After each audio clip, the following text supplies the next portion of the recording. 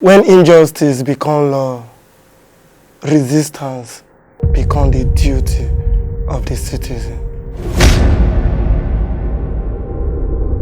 My name is Emmanuel. I'm from Benue State. We were at Kogi earlier this year in our campaign, which is Buhari Must Go campaign. So the talk caught me and threatened to kill me, that if they will kill me and nothing will happen. Just like the way they have killed other people. Then brought us to the hotel which we were. Then scatter everybody, picked up Victor and Nini. And the only thing I was praying for is, if I die, I die. I perish, I perish. Because they stated it clear that they are going to kill us that night. Because of the pressure, and they were not able to pick all of us. They handed us over to the police station, which is the A Division, the former SARS headquarters in Kogi. We were like chains. We were putting leg chain and we were thrown inside the cell, then threatened to demolish us. The police threatened to demolish us that day, forcing us to write statements. We told them we are not writing statements if you people fail to give us access to our lawyer. Then drag. There were over 7 gunmen holding AK-47s, standing and threatening us. That they even tortured us inside the police detention. The next day, we were taken back and handed over to those thugs in Kogi. That was the video that the world saw, but nobody really knows what happened. I'll go ahead and tell you guys. The police handed us over to thugs, and those thugs were holding weapons, guns, and the police were aware that we were holding guns. They flogged the hair out of us. The police naked us and handed us over to thugs. Then beat, give us papers, give us sand to eat that day. There is nothing we did not see. Now we are taken back after they finished what they earned and what they wanted doing. Then took us and handed us back to this police, and we were taken to the which is the force headquarters. From head force headquarters, then took us back to the A Division. And series of videos, and most of those videos and most of the conversation we said was out of the fact that if anything happens, that was the end of our life in Kogi. We were not scared of any other thing. We were even ready to give our life up just for the betterment of the country. They now took us back to the police A Division around like 1 o'clock after they finished all the rubbish they intend or wanted doing.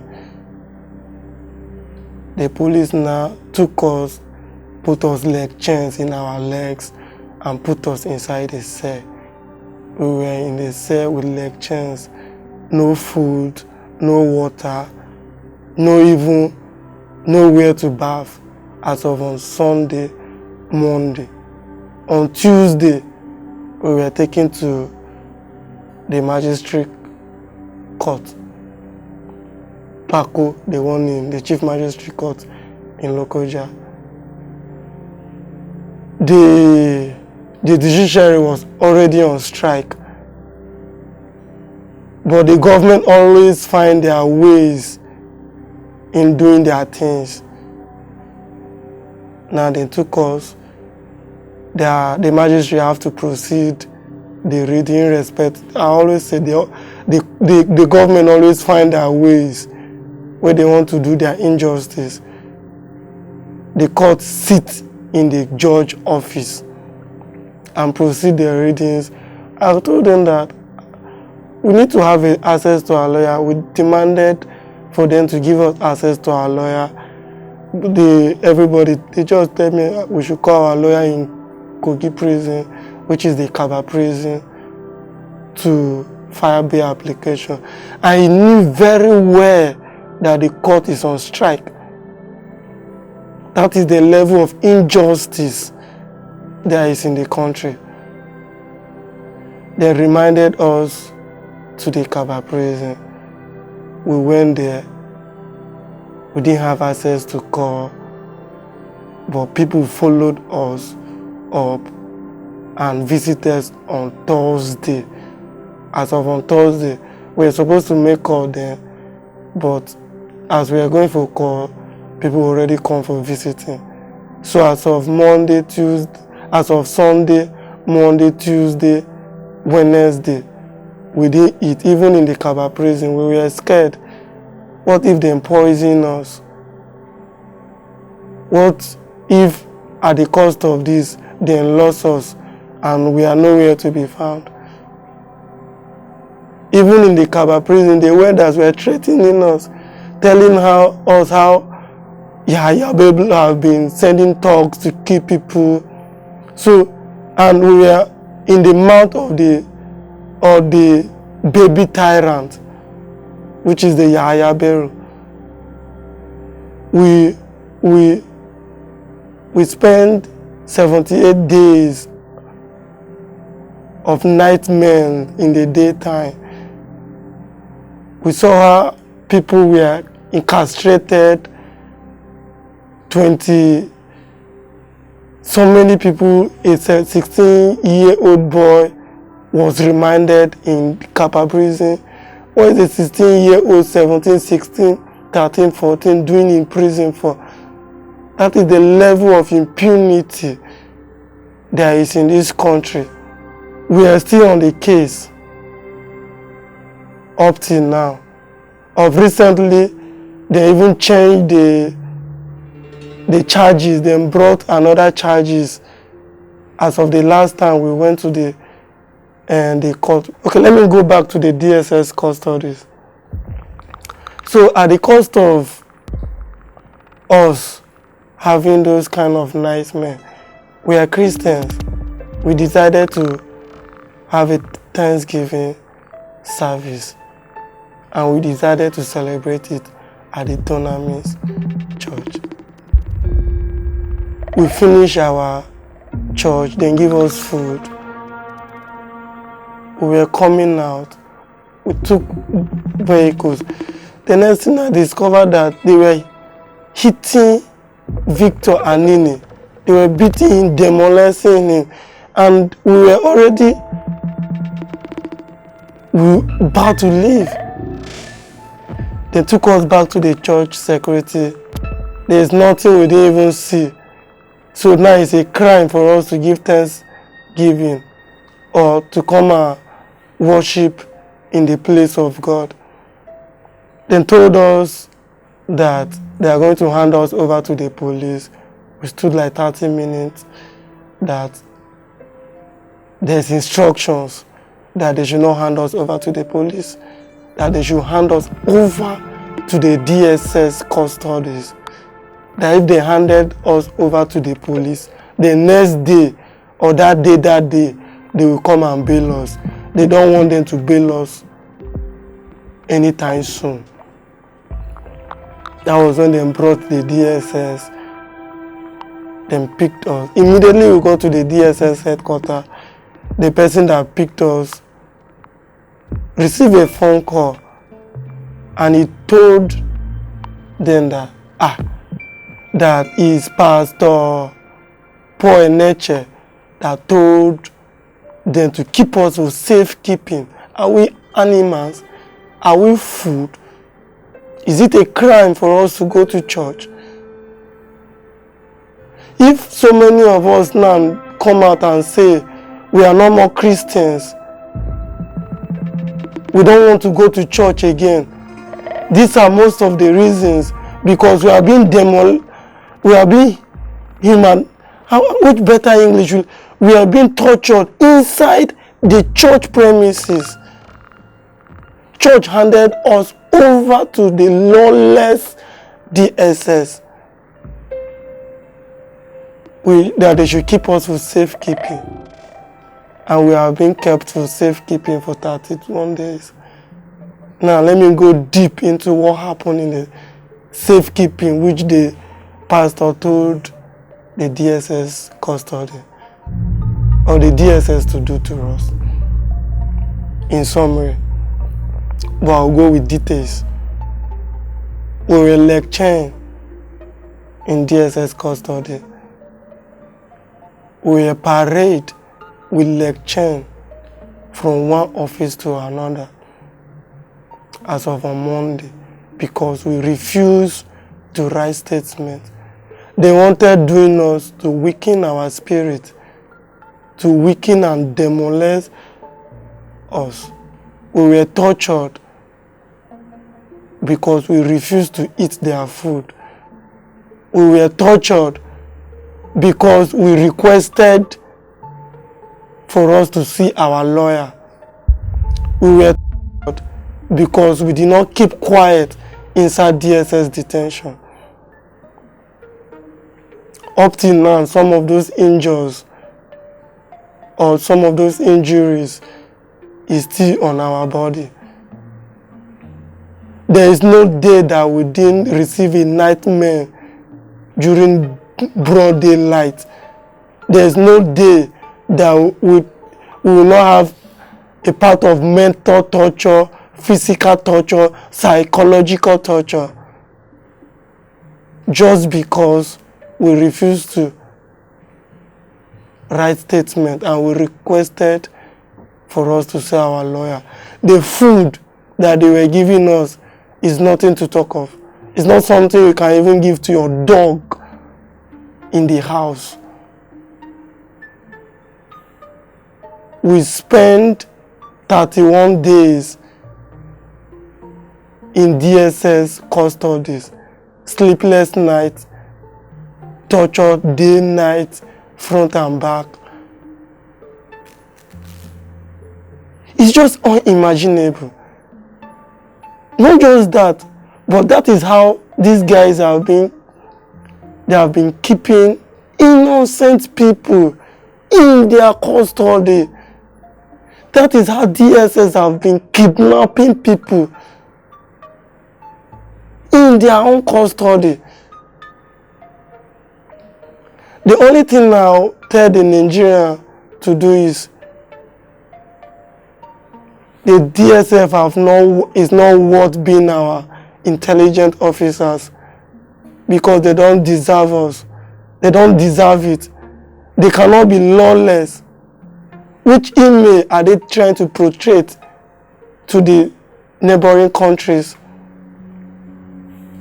Which image are they trying to pass? Or which message are they passing to the European countries that the Nigerian state security service are lawless, that the Nigerians are irresponsible? Every Nigerian have a duty in the betterment of the country, and everybody will be held responsible in achieving its betterment. The first charges we were charged, treason. My fellow culprit Victor Anini was charged treasonable felony. But after on, we were charged, then changed the charges, and they say we trespass and we enter Kogi state government. We transpired into their properties, that we were vagabonds, we conspired to disturb the public peace of Dunamis Church, that we don't have anywhere to go. I also talk about that if the DSS says we don't have anywhere to go. There is the fault of the government, because the government is irresponsible. They cannot give jobs to the citizens. They cannot give good hospital care to the citizens. They cannot give the citizens good schools. Where did you expect them to go? If you are calling us vagabonds, you are calling the full country vagabonds, because your irresponsibility of doing your work caused all this. If Muhammadu Buhari have done his work as a president, nobody will come out here and say Buhari must go. If the DSS have not been lawless, nobody will come out here and say the DSS is lawless security state agencies. If the government refuse to be responsible, we are going to keep on asking them for accountability. We are not going to get tired until the Nigeria we deserve, the Nigeria we dream of, the Nigeria that is not discriminated by the kind of church you go, by the kind of clothes you wear, by the kind of hairstyle you cut, by the kind of tribe or religions you are. Then we'll have a better country. For now, we don't have a country. We need a revolution that accounts for everybody's responsibility, that accounts for everybody's database, that takes care of the people, not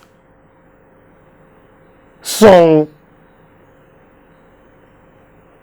people that cannot even handle WhatsApp group admin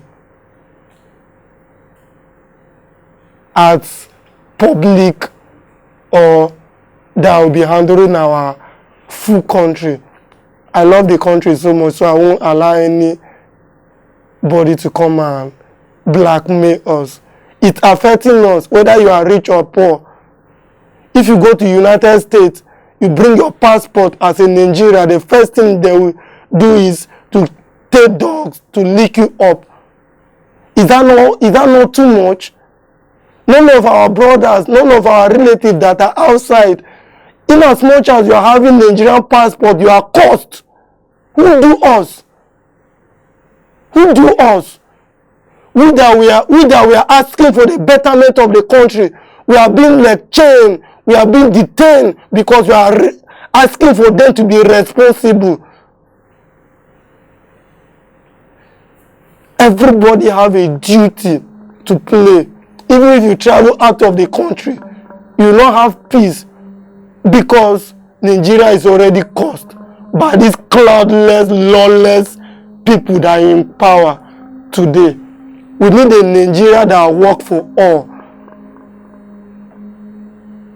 They want to pass the electrical bill, the same Senate, to show how irresponsible they are, to show how they don't even care if you exist. They deny it, because if they deny you access to Twitter, then they pass it. Which other humiliation do you want to see? Which other ways of banditry did you want to see? A government that welcomes terrorists, a government that gives compensation to bandits, a government that cannot repair roads. Is that the government you want me to keep quiet for? I won't do that. I won't bow to those impunity. I won't bow to those